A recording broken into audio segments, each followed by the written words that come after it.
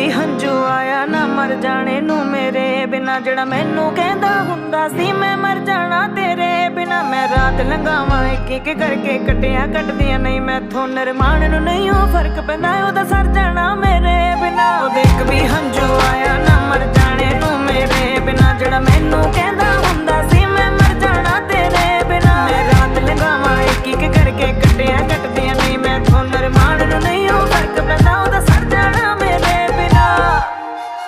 ਉਹ ਮੈਥੋਂ ਦੂਰ ਹੋ ਕੇ ਚੈਨ ਨਾਲ ਸੋਇਆ, ਉਹਨੂੰ ਕੀ ਪਤਾ ਕੀ ਹਾਲ ਮੇਰਾ ਹੋਇਆ।